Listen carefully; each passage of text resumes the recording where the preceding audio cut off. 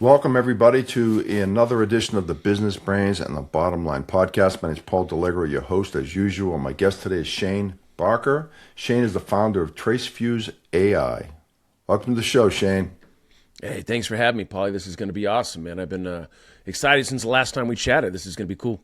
Yeah, good stuff, good stuff. So, just by the name of your company, AI, right? And that should give us a little bit of a hint as to kind of a little bit about what the show is going to be about. Not everything, but I always like to kind of start with definitions and kind of get some kind of clarification out there. What's your take on this whole AI thing that's going on? Because that's all everyone talks about is AI. What used to be called machine learning or artificial intelligence, whatever that we called it years ago. Now it's just AI. Yeah, obviously it's gone crazy. It's one of those things. You go on LinkedIn and everybody and their mom's talking about it. Everybody wants the prompts and the scripts and what's working, what's not working. We started doing AI 3+ years ago before it was a big take, before everybody was doing it. Really what we were doing is looking at simplistic things that something else could do 24 hours where you not have the human error. And we'll kind of talk about that a little later on in the podcast. But yeah, for me, AI is, I think people get all nervous about it and, what's going to happen. And I think, AI is no different than, the internet, no different than when software started to come out, when apps started to come out. Yeah. If you're using it effectively, there's ways that you can use it to be able to either optimize your time, be able to be more efficient at the things that you're doing.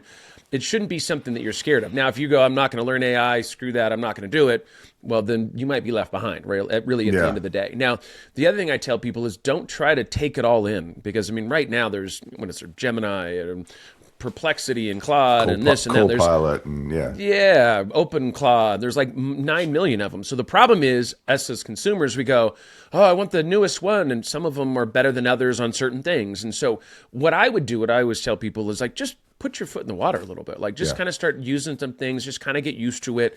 You don't need to learn everything. You don't need to go, cancel or get rid of all 30 of your salespeople because now you want to have a 100-person AI agent team. Like that's not where you're at. Where you need to be is like, hey, how can I look at things that maybe it's, reading my emails and answering those back really quick, right? And making sure that that's tightened up. And then, or hey, my scheduling that's automated now, or whatever that is, start very basic, get your feet wet, and then start getting more comfortable with stuff. But, we used to do websites back in the day. Well, I didn't do the websites. I just had enough information on that I could do the websites if I need to, but then I would hire somebody. So AI is a tool, right? It's no different than anything else. So people, if you're worried about it, then get in the game, right? You got to get in. You got to get in and start looking around and figuring out what you can use things on and just play with it on a personal level. And then if it makes sense to use it for your business or to have somebody come and help you implement it, make that happen. But you're not behind right now. Really, at the end of the day, it's the cool things are coming out. They're constantly coming out on a daily basis. Just, get acclimated to it, and then that way it won't be a scary thing like I think most people think that it is right now. Yeah, no, and I think you're right. Dip your toe in the water. I use it to do many things, and I'm using it for more and more. But I think the mistake some people will make, and I've seen this happen where they just cut and paste whatever ChatGPT or Copilot says, and they just cut and paste and send it off without proofing it. And that's when I think people get themselves. I look at it as like an 80% tool. You got to read it and digest it and say, nah, this doesn't sound too right. And then, but if it saves you that 80% of the time creating that information, you've won. Yeah, absolutely. It's no different than, delegation. You delegate it to somebody, maybe somebody in your team, and they get it up to 80%, and then you bring it to the finish line. Like, it's no different there. And I agree with you 100%, especially if you're an attorney or somebody that has a license and stuff. Like, you can't just take on whatever ChatGPT or Claude tells you and then go and send that to the world. Like, you got to be very careful on what that's saying. But once again, if it's 80% there, and it usually takes you 3 hours to do a brief or do something like that, well, guess what? Now it's taken minutes, and you can go in and you can spend an hour, and you save 2 hours of your time. So that's really the value of it. It shouldn't be something that you just blindly rely on it, right? Because at the end of the day, that's a little scary. And really, this has to come from your voice, your company. You need to make sure that you're strong in what you put out there. If you start putting out flimsy stuff, I can tell you right now, I can look at a website or look at any kind of content that's being put out there, and I can tell you if it's AI. We've gotten so good with AI. You can start to kind of feel that your spider sense tingles a little bit. You look at it and you go, okay, hey, that just doesn't feel like that came from that guy's voice, right? Or Yeah. like, oh, the things that are said there. But I know, like with our presentations that I do, like when I do webinars, my team throws it through, Chat or Claude first, and then Chat GPT. We make a few edits, and it's taken us 10, 15, 20 minutes to create a PowerPoint presentation that usually would have taken hours and Yeah. pictures and this and that. It's gotten better over the years, obviously. So, it's interesting. It's going to only get better and better, and it's a fun journey. I like these kind of roller coasters. Yeah, no doubt about it. You hit it. I mean, I'll give you, for instance, I just had someone asked me to be a personal reference for a job. And I'm like, man, where do I even start, right? So basically what I do is I just wrote down my thoughts about this person, plugged it into ChatGPT, and it came back with a beautiful kind of reference. I'm like, wow, this is pretty good. I mean, granted, it tweaked my thoughts, but it was my thoughts, but you put it in a nice format. It saved me a ton of time because I was dreading doing it because I was like, man, it's going to take a while. That's me. I those type when people are like, hey, can you give me a referral or give me a LinkedIn recommendation, which really isn't that much work. But at the end of the day, it's like I always tell people, and this is just me being lazy, hey, why don't you write it and I'll sign it? Like whatever you want to, what do you want the world to see? Like that way, and I'll sign it. I have no problem as long as you're not saying anything crazy that I know that you didn't do. But yeah, ChatGPT and all that stuff makes it so that it's like you can pump something out that you go, okay, there we go, we're there. Now we just got to make a few little edits and move it over. It definitely makes it easier. And I think the better you are at making prompts and changing things and doing things, that's where things can get really interesting, where you can go that 80 to 85%, 88, and then eventually you can come to you and you get those, take it to the finish line. Yeah, it's funny. I sent what I was going to send to the guy that asked me for the reference. I said, what do you? He goes, man, that was beautiful. You said so many nice things about me. I go, we can thank ChatGPT for that. But I go, I do feel that way about you, But it just kind of, it wordsmithed everything and made it sound a little bit more eloquent. I'm a little rough around the edges, so English is a little rough for me, sometimes. It's funny. I think I mentioned this to you. I just obtained my Italian citizenship, and my Italian's pretty good. But I always laugh. I go, I struggle with English. How am I going to learn Italian fluently? No, but once again, man, that's awesome that you have two languages. I studied Spanish 100 years ago, and so I used to be fluent in Spanish, which obviously has that kind of Latin, that kind of, that certain thing that, I understand some Italian, some obviously Spanish and stuff like that. So it's always nice knowing another language. I always feel when you travel, like being from the United States, that we're very siloed, and maybe two languages, and then you go to Italy, and they have 3 borders, and they know all the languages there, plus all the different. It's like just crazy to me. I've always been very, very jealous of that when I travel. Like, oh, I speak 9 languages. I'm like, oh my god, I can't even count to 9, let alone speak 9 languages. Yeah, like I struggle with English. How am I going to learn 9 languages? But, it's exactly. funny. So you raise a good point though. I really enjoy going to Italy and speaking Italian. Right, it's something that's a passion of mine. I love doing it, and I'm getting better and better at it. I don't. My wife tells everyone I'm fluent. I would say I'm conversational, but I can get by. So well, and that will get better and better when you're totally submerged. I know that's what your guys' plan is, to get out there to Italy more. The more you're there, you'll start picking up on it like no other. Like the Spanish side of things, because I haven't obviously speak Spanish all the time, but I will tell you when I get out to like Costa Rica or Mexico. I start to hear the language and it starts to come a little more fluent. And then I be honest, a few beers and then I feel like I'm fluent. Probably not the truth or the reality of the situation, but it helps me get over that edge of like at least acting like I think I'm fluent, Yeah, the language starts to slow. And that was the one thing my wife said on this last trip. We were there for 2 weeks. And we met all these family members that don't speak any English. So I was forced to be only Italian. Yeah. And she claims I did unbelievable. But I can tell by the end of the 2 weeks, the language is slowing down for me. Like, the words weren't running past me, and I'm thinking, what did they just say? Getting better, but it's fun. But speaking of AI, and they have all these language apps now that like Jump Speak and Duolingo that are interactive with AI, that it'll talk back to you and it'll understand what you're saying. I mean, I think that's pretty cool too. Well, and the other side of that is they have things you can put in your ear and it translates like 100 languages. So you can actually have a conversation with somebody and it'll tell you, hey, this is what they just said, and you can respond back in English. Now, mind you, that doesn't help you learn the language as much, right? But that's definitely a great crutch if you go to a place and you're like, man, I can't. Like I went to Thailand and by the and the way that they speak is tonal. So the problem is that you can say it can be the exact same word, but you say it in 3 or 4 different tones, and it means something different. So that, Really? in my mind, that just blew my mind. Like I was trying to say hello, like sui de ka, which I'm sure I'm saying it wrong. If anybody, I'm sure I just slaughtered it. Well, But at Sia, least they were kind of, yeah. Sia is Yeah, go ahead. is her family's from Thailand. That is And awesome. I love she Thailand. speaks Thai. So when we get after the show, we'll kind of She's going to be like, please don't ever do that again. That was brutal. We have that recording. Yeah, my wife did that when we were in Italy. We had dinner over a cousin's house, and I was the only one that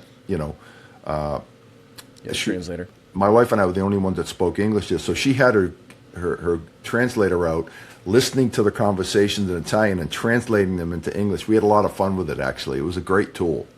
That is awesome. I love that, man. Isn't it crazy? It's like the technology. That's where I do love technology. We're good. I mean, I love technology anyways, but when it comes to AI and stuff, and it be able to, brings cultures together that, usually you wouldn't be able to mesh because of the language barrier, and it really, that cuts things down. But that's awesome. I love that. Yeah. So let's, we could talk about all this. I love all those subjects, but we could talk about this for hours. But I did want to talk about your company a little bit and what you guys do, because I think it's interesting about, working with people that have negative reviews on Google. That's a big one. And tell me a little about the genesis, how you get into that, and what your company does, and how you can help them. Yeah, absolutely. So really the premise of what we do at TraceFuse is we help Amazon sellers, like anybody that has negative review on their product listings. And so that's going to be the emphasis. We started it about 6 years ago, or I started it. And the hard part about it is that I had never sold on Amazon or done anything on Amazon, so I thought it was going to be very easy. I had some customers of mine that were, selling direct to consumer, and they said, "Hey," I said, "what are the biggest pain points with Amazon?" They all said reviews, and I was like, "Hey, hold my beer. Like, give me a few weeks, I'll figure it out." It didn't take a few weeks. It took 2 years, and because it's like how you file, and it was one of those things where halfway through, about a year into it, I was like, man, I think I picked the wrong thing. I'm not telling my team that, but I'm thinking, man, this is a lot harder. Now, the other stubborn side of me was like, well, the barriers to entry, nobody else is going to be able to do this, right? Like if we crack this code, and now we have some little competitors, but now we have 800 brands we work with. We've removed over 20,000 reviews. So we are the only company that's ever had that kind of success on Amazon. We eventually are going to break outside of Amazon. We'll talk about that too, just any kind of online reputation management, because my goal really is to help other businesses outside of Amazon, right? And what you need to do to be able to think about your reputation, whether that be your name, your business name, maybe family members, all those types of things. People can say whatever they want online, and you got to make sure that you're able to either combat that or thank somebody for saying something nice. There's obviously some upsides to that as well. Yeah, so that's a term that I learned from you, actually, is reputation management. So that's a big one. I mean, for normal everyday people, like at least for me, then people aren't saying bad things about me. They probably should, but they're not saying bad things about me, so I don't have to. But what about the guy that, like, someone posts something on Facebook and that's untrue? Now, if it's true, that's a different story. But if it's untrue, and there's a lot of people, tough guys behind a keyboard, what do you do to combat that? Yeah, I call them keyboard gangsters, but yeah. So really in those situations, what you got to do is be able to assess the situation and like look at what they wrote and see if there's anything that violates a guideline, right? And so we do that with Amazon. We look at reviews that maybe violate Amazon's own rules. It's the same thing with Google or Facebook. If anybody puts in hate speech or cusses or says something, crazy, or mentions a kid or puts your address up there, there's things that you can do to go get those flagged. Now, I will tell you, most companies, that's not what Facebook doesn't have a 1,000-person department that wants to validate everything that everybody's writing. That's not where they put their money. And they do have machine learning and stuff where you can put in, and if they instantly can see that it violates some kind of a guideline or something that they have, then great, they might remove that. You just got to understand, once again, look at it, read it, understand what that is, and then understand how to address it. If they don't take it down, you can obviously go and write a comment there. What you don't want to do is fly off the cuff, right? You don't want to go and write something, screw you, screw your family. If I see you, like, we're not rappers or anything like that. Yeah, then it defeats the whole purpose, because now you're going tit for tat, right? And that's what they want. Yeah, they want that, right? Like in that situation, you're just looking like a crazy business owner, and nobody's going to go to their restaurant if it's a restaurant that they're writing about and you're the crazy owner. the person, now that they've got your goat and they've got you, saying stuff and reacting a certain way, that's what they want, right? That really is their goal. So if you have something like that happen, so let's say you are a restaurant, you always want to try to take it offline, right, as quickly as possible. Hey, John, looks like you had a bad experience at our restaurant. We do everything we can to be able to make sure that everybody has a 5-star experience. Sorry that we didn't have 2-ply toilet paper for you. Hey, I'd like to be able to offer you something. Hey, why don't you, message me directly? Now, obviously, Paul, you're laughing. And what's funny about that is, like, we've seen those types of reviews. It's like, that sucks you didn't have 2-ply toilet paper, but how is the filet? Like, that's really what we specialize in. I didn't make the toilet paper. Like, I just put that in the restroom, and whatever you do with it is your thing. But, like, so that's the hard part. Or what we've seen too, people, there's an 8-person table that comes and sits down. One person has a bad meal, everybody else enjoys their meal, and all 8 people said, "Oh my God, Tanya had a terrible experience." It's like, okay, maybe Tanya's crazy, maybe she's under medicated. Like, we don't know, right? But at the end of the day, now you have 8 people that write bad reviews. That can shut restaurants down, right? Like, people don't realize the magnitude of that. So when you're doing that, I just encourage people. I'm not saying don't write bad reviews, because if somebody does something crazy and you try to make it right and they tell you to screw off and you feel like, hey, this is my time to write it, then you do what you need to do. Yeah, but just understand the magnitude of it. Yeah, no, and if it's a legitimate, I don't write reviews very often. And if I do write them, I typically write positive ones. Like when we were just in Italy, the Airbnbs that we stayed at was super nice. Staff was great.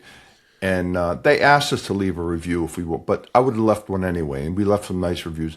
I struggle with leaving negative reviews because that's just not my style. Like ranting and raving. I'm the same way. Online, it's just not me.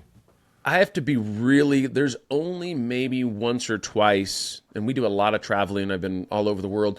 I've maybe once or twice where I was like, I got to write something, because I'll reach out to the owner, because my thing is I would much rather, if I'm leaving a restaurant, had a bad experience, which I grew up in the restaurant industry. So you have to really mess up if I give you 15%, I hate you. Like that's like just me for my tipping and how I do things. When we got out of COVID, I was tipping 25% because, people weren't working and stuff. But my point of this is, like, if I have a bad experience, then I'm going to go to the manager. And if the manager says, hey, screw off, get out of here, and then I try to find out who the owner is, and I'm trying to do what I can to be able to tell them, hey, there's an issue here. And if they're just not listening to me and they're telling me to screw off, then guess what? Then I might write a review. But it does take a lot for me, because I understand the magnitude of what that might mean. Yeah. But if I was the owner, I would also want to know that if I'm out playing golf and doing stuff, that my hostess is cussing at people and yelling at them and telling them to get out of there. That's a problem, right? I'm not going to have my restaurant too much longer if somebody doesn't give me some intel there. So I do think there is value in negative reviews. I do believe that. I don't think every review should be taken down, especially if you're like a med spa or a cosmetic surgeon, and if you have some guy or girl that's cutting people up and messing them up, like taking down those reviews, you're putting people in danger, right? Like with products with Amazon, it's a cup, great, it's no big deal. Nobody died from a cup. Yeah, it was broken when I got it, blah, blah, blah. We'll send you a new one. Okay, grab another one. Yeah. It's not like you wake up and you have like 3 breasts or something. You're like, wow, that's kind of a problem. I guess it could be or not. I don't know. Depending on what you're looking for. Yeah. So, I know that's a big part of your business is doing Amazon reviews. What would you say your success rate is of 100%, 80%, 20%? Say it's 80%. What do you do with the other 20? Yeah. So really what it comes down to, the hardest part for us is that when we file cases or we send emails to Amazon, we are 100% compliant with Amazon. So we've never had any issues there with any of our 800 customers. So we file cases, we send emails to Amazon. And really the hard part about this is Amazon is a large platform, right? No different than Walmart. And at the end of the day, we just have to find the customer service person that says, oh, yep, they use the F word in the review. That's against our guidelines. Hey, we should remove that review, right? The hard part is finding that customer service person that is willing to do that, right? I'm not going to say they don't care. It's just they have so much time to respond to something. So when we build these cases, we try to make it a no-brainer for them, right? And we've learned that over the years of filing. How do we file the right way? Give them all the information they need. Because if you leave out a certain part, they're just going to ignore your request, right? And so that becomes very challenging. It took us, for us to be able to figure out how to do it, we had to do it the wrong way thousands of times, right? Sure, in the beginning. That makes sense. Now we've got a good process in place, and other companies will say, hey, well, why can't we just do this ourselves? And I'm like, well, give it a try for 3 months, and if you can get through to Amazon, that's awesome. Like, kudos to you. I think that would be great. But I can tell you, it's not as easy a process as people think that it is. And I'll go into the success rate of when it comes to removing reviews. So if somebody has 100 reviews, like critical reviews, those are critical or 1, 2, and 3 stars on Amazon. Usually what happens is there's about 60 of them out of that 100 that are compliant. You might not like the reviews, but usually right around 60. And then usually there's about 40 that are non-compliant, different levels of being non-compliant, right? If somebody using an F word and somebody saying darn, maybe they're both cuss words, but F word obviously is going to be one that we file on sooner than the one that says darn or damn or something like that, right? We're going to go after those first. And then usually we can remove about 25% of that 40. That's on the ones that we file on. So that's about our success rate. We don't file on all critical reviews because, once again, we're not going to waste Amazon's time. We're not going to waste anybody's time doing that, because if we just said, hey, this is wrong, Amazon, remove it, they're not going to remove it, right? There needs to be a clear case on what happened, why the review is put up there, and then, does it need to be removed? Why does it need to be removed? Is it really the big thing is it confusing the public? That's what Amazon cares about. Is it confusing? Is it information that's misleading? Then those are some angles that we can go after when it comes to filing cases with Amazon. It's funny. You got me thinking now. Unless you live under a rock, you have an Amazon account, Yeah, right? that's about right. And I got to tell you, I don't know if I think my strategy works pretty well. What I do is, if I look at a product, I look at the reviews. I always look at the reviews, and I kind of use the 75% rule. If 75% of the reviews are 5-star or 4 to 5 stars, I think I'm pretty good. But I always read the negative reviews, and some of them are so petty. The box was open when I got it. Well, okay, like how's the like simple stuff how's like the product? that. Yeah. That I just review and I dismiss. But if I see something, again, the opposite of that, like maybe they only have a few 5-star reviews, everything else is 3s and 4, 3s and 2s and 1s. I'll balk at it. I'm like, I'm not so sure I want to do this, because people are going to find fault with everything. You know that. Yeah, There's of certain course. people out there that are just complainers. So you got to kind of filter that when you're looking at reviews, I think. Well, and so the way that you do things is the way that probably 90% of at least people in the U.S. do it. The first thing we do is we look at a thing, we look at the reviews. Whether you recognize it or not, that's the first place we go to. And if it's above our threshold, is whatever that is, right? We go, okay, as long as it's above a 4.2, we start looking at some reviews as you do. We take a look at some positive and some negatives. And if the negatives ones are, terrible product, didn't like it, used it, didn't like it, box was broken. Okay, well, those are all... Okay, like you didn't really evaluate the product, right? Like that doesn't give me any information. So then I have to look at that. And of course, I'm a little jaded, right? I've seen millions of reviews at this point. Yeah. So I can flag one like instantly. I could tell you if it's a competitor, like my eye is trained for that only because I see it on a daily basis. But, the other thing is too, is now they have, Alexa for shopping. So it used to be Rufus. So Rufus was their AI agent. And so now it's called Alexa for shopping. What that does, that actually gives you a synopsis of all the reviews. So now, really? So what it'll say is, cool. hey, 20% of the people said they needed to return this, or 20% of the people said that the box was broken, which is a stupid one, but right, or hey, that it fizzled out after 2 weeks, right? So if you're a seller, you got to be real careful of that, because if they're putting stuff, if these people are writing reviews that are not true, we want to get those removed as quickly as possible so that the AI doesn't pick it up and start spitting out stuff that's untrue, or maybe it is true, right? So as a consumer now, you're not going to go read 10,000 reviews on a product. It's just not worth that. It's a mug. I don't really, like at the end of the day, I just want to make sure nobody died from the mug. It's fine. Well, now Rufus goes back and it pulls a synopsis and gives like a sentiment on like, hey, what people feel about this product, what are most people saying? So it's kind of interesting, but you just got to make sure that what they're seeing and what the shopping or Alexa for shopping is picking up is right. Well, it's funny you say that. I did notice that on Amazon recently. It gives a synopsis of all the reviews. Most people think this product is A, B, C, D. That's exactly it. So that actually was helpful. I like that. Yeah, it could be awesome, because now it's like there is somebody else doing a synopsis, and AI doesn't have emotions, right? They just look at what people are writing. So there's no personal opinion. It's their opinion, but it's based off of information that's out there. So you got to make sure that information is correct. That's a key part to this. So, is there like a type of company that you go for, like a profile of someone that you would go for? Who would be a perfect customer for you? Yeah, so really, it's funny. So the perfect customers for us are going to be like either supplements, pet, or beauty. The reason why that is so in those categories, they're usually the items are a little less inexpensive. So what I mean is, I'll give you an example. So like my dog Bailey, she's a 17-year-old pitty, right? And so she's, and we have unlimited budgets when it comes to treat. My wife doesn't have, she's unlimited. Like we just go whatever, and it's just the dog wants treats, we get treats, and it's like a dog shop in here with the amounts of treats we have. But the point of that is so let's say between my two dogs we go through a bag a week. Let's say it's $30, right? Great, not crazy price, right? Dogs are happy. That's, a few bucks a day. You're like, hey, that's worth it for the dogs and wife to be happy. Well, guess what? If she's alive for, let's say, for 15 years, she's been doing those supplements or doing those treats, well, guess what? I have $30, let's say, times 2, right? So that's going to be $60, and that's going to be every 30 days, and then you do that times 12, times 15 years, Bailey, their customers were 5, 6, 7, 8 grand. Yeah. Right, so the lifetime value of those customers or those dogs in this situation are a lot higher. If you have certain eyeliner you use or certain things, well, guess what? The lifetime value is very high, but the items are inexpensive. So what happens is, and not with every seller on Amazon, somebody will go and say, okay, hey, Paulie's coming up in the world. He's got these dog treats, and he's starting to kind of crush me a little bit. Guess what I do? I go get a buyer's account. I buy some of your products. I give it a 1-star review, and I said, hey, I took Polly's dog's treats, and my dog had diarrhea for 2 weeks and almost died, and now he wears an eye patch, and he lost 2 of his legs. And people are going to go, oh, my God, that's crazy. Like, geez, and I've been using Polly's treats forever.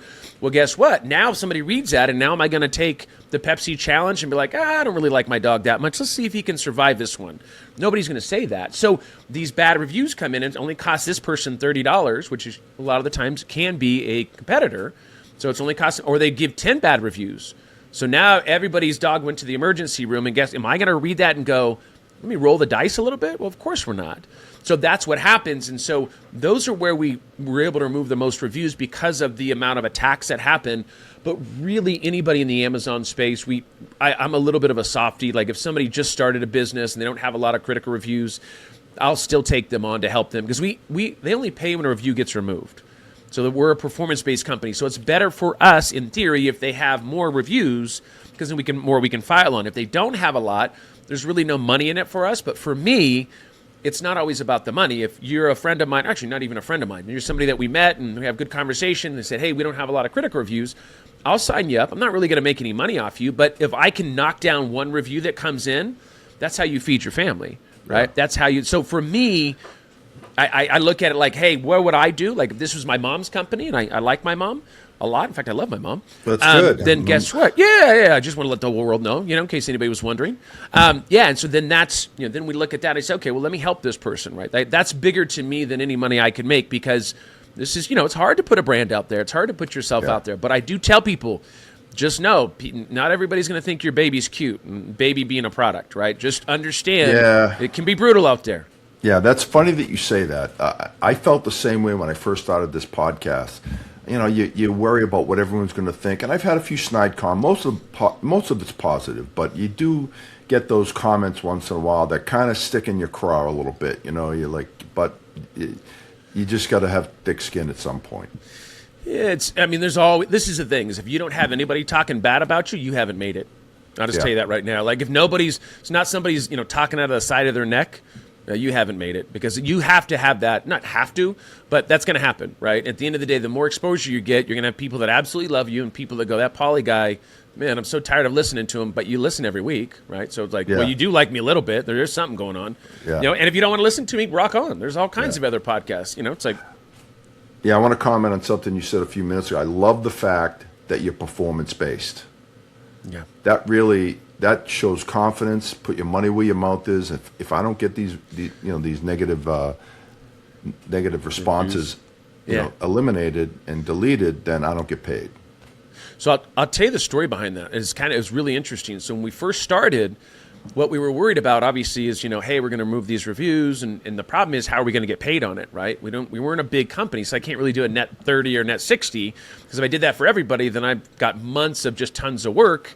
And remember, our success rate, we're failing 75% of the time, right? So we still do work there. We just don't get paid for that. So what I was doing was in the beginning, I was like, well, we got to collect a retainer, kind of like an attorney. And what we'll do is we'll bill against that retainer, right? So the problem with that is, so I go to this conference and I tell everybody, hey, we got TraceFuse. We can remove, your critical reviews. Sellers are like, not possible. That's all black hat tactics. And I'm like, no, like we've been testing it for 2 years. Like it's absolutely possible. So they didn't believe me, right? So Paulie, you don't believe me. You think, this guy's full of whatever. And then I come to you and say, all right, let me show it to you. Give me 20 grand and I'll prove it to you. You're like, wait, I don't believe you can do this, and you want me to give you 20 grand to prove to me that I'm going to be right or wrong? Like, so that was the problem. And I did get a few people to sign up with a retainer, but then now I owe people money, right, until we bill against that. So I was like, man, this is terrible. Well, what we did is we said, let's flip it on its head. How about this? Would you sign up if we just removed reviews and you just paid for the reviews that you could remove? And they go, well, why would you do that? And I'm like, well, because we can remove reviews. Yeah. Right. And so that's how we flipped it on its head. Yeah. And so we put a credit card. So if we remove 2 reviews for you today, you pay for those reviews right now because our credit card is saved in the back end. So, our attrition or the amount of people that don't pay their invoices is very small because we've built out that system like that. But I'll tell you in the beginning, here I am trying to tell people, give me 20 grand. And they're like, we don't believe you. I wouldn't give you $1. And I'm like, well, what about 20 grand? Like, well, definitely not going to give you 20 grand. So that's how we changed things up. And now it's performance-based.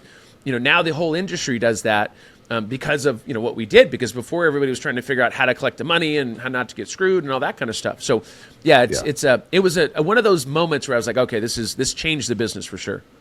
Yeah, I was going to say that chasing money is never a fun thing. I like that system. But you remove a review, you get paid. Plain and simple. Done. Yeah. That's exactly it. Well, they like it because they don't have to pay per case filed, right? With Amazon, we might have to file a lot of cases. And so we were like, well, I don't want them to pay for that because that's not their fault that Amazon isn't responding on the first case. So we said, hey, let's just do it on outcome. And so once again, people loved it. Yeah. Very nice.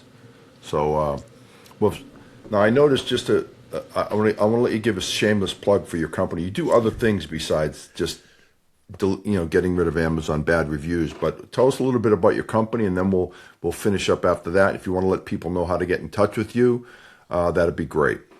Yeah, absolutely. So, obviously TraceFuse.ai is my main company that we've been building up for the last 6 years. So that's where I put a lot of my time into. Obviously, do tons of podcasts. I do international speaking, locally as well in the United States. But really, ShaneBarker.com is where kind of I grew in the industry, where I was doing more digital marketing. I used to teach at UCLA back in the day for influencer marketing. So I've always been in the digital side of things and really enjoyed that. I still do consulting there, but really my focus has been we're building some other softwares out there that are also going to be in the online reputation or ORM, which is online reputation management space. And so those will be launching in the next few months. So I'm really, really excited about that. That's where we're putting a lot of our time into. Once again, our goal is to help businesses, right? Even outside of Amazon, we want to be able to kind of even the playing field there because there's a lot of companies that charge way too much money to business owners, and I feel like they're taking advantage of them because they have bad reviews, and I don't like that. I'm very much an advocate for like, hey, you should make some money, but there's companies that are charging $1,500 to remove a review, and I think that's ludicrous. It doesn't cost that much, nowhere close to that. So my goal is to kind of even the playing field, and in the next few months, I will be even in the playing field. So I'm excited about that.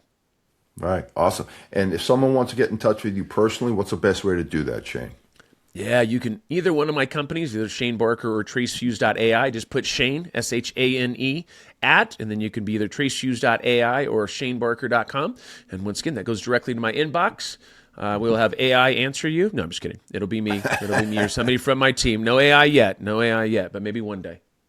All right, sounds good. All right, we'll finish up on that note. Shane, I really enjoyed this. This was a fun conversation, something that, I always like having guests on that we can relate to in our own personal lives, right? This was really good, information that we can all use. So thanks again for being on the show.